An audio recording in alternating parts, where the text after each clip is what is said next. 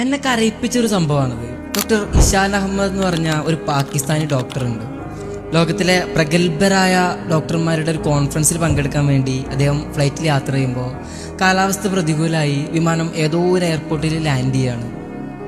വിമാനാധികൃതരായി സംസാരിച്ചപ്പോൾ അവർ കോൺഫറൻസിൽ എത്തിച്ചേരാൻ വേണ്ടി ഒരു ടാക്സി ഏർപ്പാടാക്കി കൊടുക്കുന്നുണ്ട്. പക്ഷേ കുറച്ച് ദൂരം പോയപ്പോഴേക്കും വീണ്ടും കാലാവസ്ഥ മോശമായി. മഴയും കാറ്റൊക്കെ കാരണം വണ്ടിക്ക് മുന്നോട്ട് പോകാൻ കഴിഞ്ഞില്ല. മൊബൈലിലാണെങ്കിൽ ആരെയും ബന്ധപ്പെടാൻ റേഞ്ചില്ല. ആകെയുള്ളത് തൊട്ടപ്പുറത്തൊരു ചെറിയ കുടിൽ മാത്രമാണ്. അവിടെ ചെന്ന് നോക്കുമ്പോൾ ഒരു പ്രായമായ ഉമ്മ നിസ്കരിക്കുന്നുണ്ട്, തൊട്ടപ്പുറത്തൊരു കുട്ടിയും കിടക്കുന്നുണ്ട്. അവരുടെ നിസ്കാരശേഷം കുടിക്കാൻ കുറച്ച് വെള്ളം ചോദിച്ചു. വെള്ളം കുടിച്ചു കഴിഞ്ഞപ്പോൾ അയാൾ ചോദിക്കുന്നുണ്ട്, എന്താ ഉമ്മ ഇതിന് പറ്റിയത്? ഇത് എൻ്റെ പേരക്കുട്ടിയാണ്. വളരെ ചെറുപ്പത്തിൽ തന്നെ ഇവൻ്റെ ഉമ്മയപ്പയൊക്കെ ഒരു അപകടത്തിൽപ്പെട്ട് മരിച്ചുപോയി. ഇവന് ഒരു മാറാ രോഗവും പിടിപെട്ടു.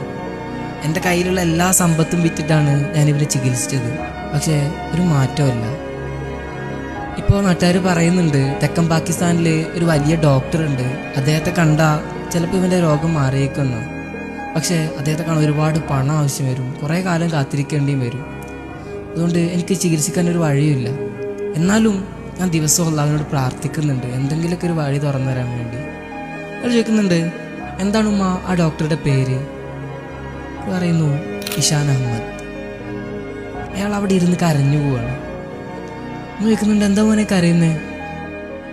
ഒരു മറുപടി പറയുന്നത്, ഉമ്മ, ഞാനാണ് നിങ്ങളെ അന്വേഷിക്കുന്ന ആ ഇഷാൻ അഹമ്മദ്. നിങ്ങളുടെ പ്രാർത്ഥനയാണ് എവിടെയോ എത്തേണ്ട എന്നെ ഈ നാട്ടിലെ ഈ കൂരയിലെത്തിച്ചത്.